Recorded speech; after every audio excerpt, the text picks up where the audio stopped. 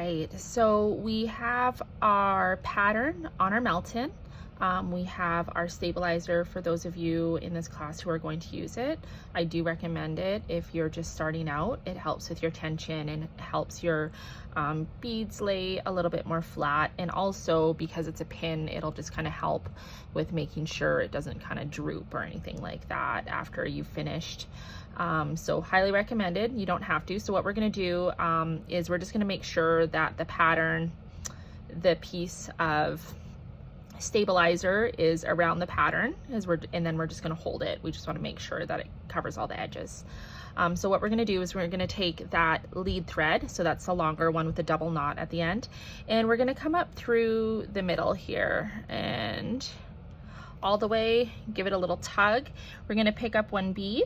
This is going to be our center, and we're going to go right back down really close, right beside, so you don't we're just creating our center point here. So there's our center point. So we're going to take that same lead thread, we're going to come back up, and we're going to load 6 beads. That could differ for your beads that you're using if you're doing the daffodil. Not every bead is made the same. Some of them are irregular in shape, so if you get a skinnier one you may need 7, or you may need 6, or you may need 5. You just kind of have to measure it out yourself.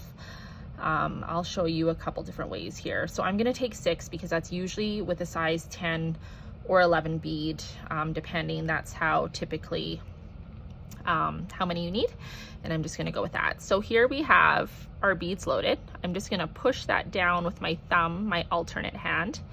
I'm going to take that lead thread and I'm going to come around the side and go through that first bead. There we go. And I'm just going to pull it through here. So you may need to do some adjusting. So here I've only pulled and I still have this little loop here, and I'm just going to put my thumb over top of this and rotate with my other hand and just give a little tug. So what that does is it helps, oh, I lied to you. Oh, there we go. You just need to give it a little tug the direction that the thread is coming out of.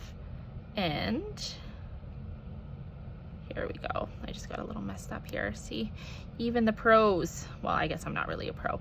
And then we have our little forget-me-not. This is kind of a staple in Indigenous beading. You'll see these little forget-me-nots on a lot of beadwork. Okay, so we have that tail. We're holding it tight. It's in the middle there. I like to hold that lead thread down like this and kind of just push it out of the way so that you're not getting tangled. This tangle struggle is real. So what we're going to do is we're going to take that tack thread. We're going to come up through the back in between 2 beads. Doesn't matter which ones, and we're going to give it a little tug. And then we're going to go back down in between those same 2 beads, but on the inside of those 2 beads. So just like this. And then we're going to come back up in between these 2 beads. Just like this.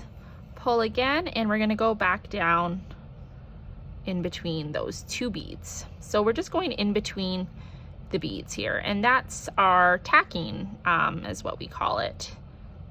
And we're tacking each one down. So I've came up between these 2 beads here. It doesn't have to be super perfect or precise. You just want to start getting the motion down, and then back down in between 2, just like that. And then I'm just going to rotate a little bit. I'm going to come back up between 2 beads and back down between 2 beads. Just like that.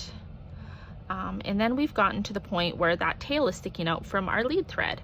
So we're going to take that lead thread and we're just actually going to go back down right where that tail came out. There we go. And there we have our center. So the next step would be coming back up, just like, oh, got my thread stuck here. Coming back up like this, just on any outside part, pulling that lead thread through, loading your beads again, and just continuing that process until you get here. You can go even further if you want a bigger center. I would say 2 or 3 circles would be good. And then, yeah, we'll see you guys next week. Let me know if you have any questions.